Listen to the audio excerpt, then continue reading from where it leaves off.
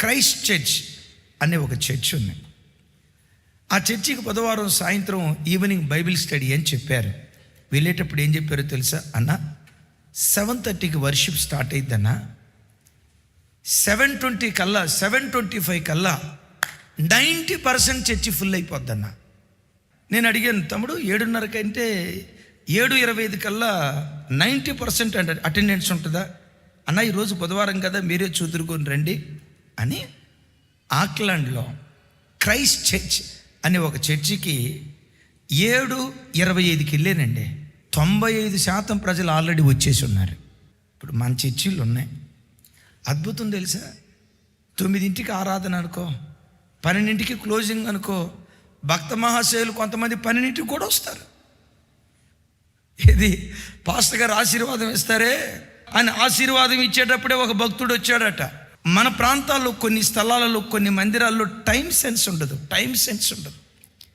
అరే 11:15కి ఆరాధన అంటే 12 వరకు వస్తూనే ఉంటారు, 12:15కి వస్తూనే ఉంటారు, 1 గంటకు వస్తూనే ఉంటారు. ఆదివారం ఆరాధనలో ఒక్క నిమిషం కూడా జీవితంలో లేట్ రావద్దు.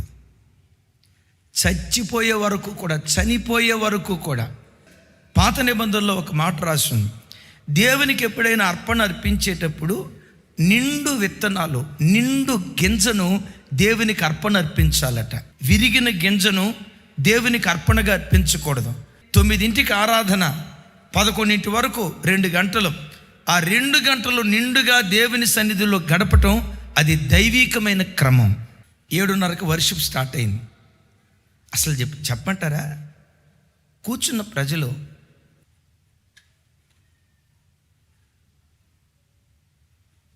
ప్రార్థన అయిపోయేదాకా ఫోన్ శబ్దం వినబడలేదు సార్. ఫోన్ శబ్దం వినబడలేదు. వాళ్ళతో నేను ఫోటో దిగాను. ఆయన సీనియర్ పాస్టర్, 80 years అబౌవ్. ఇక 7:30కి స్టార్ట్ అయింది. విచిత్రం, నేను కూర్చొని ఎవరైనా లేటుకు వస్తారా అని నేను అటు వింటా ఉన్నా, కొంచెం గమనిస్తూ ఉన్నా. 2 లేటుకు వచ్చారు. ఆ వర్షిప్ అంతటిలో 7:30 తర్వాత వచ్చింది కేవలం 2. ఆ 2 కూడా మనసొట్టాలి. ఈరోజు ఒక తీర్మానం చేసుకుంటారా?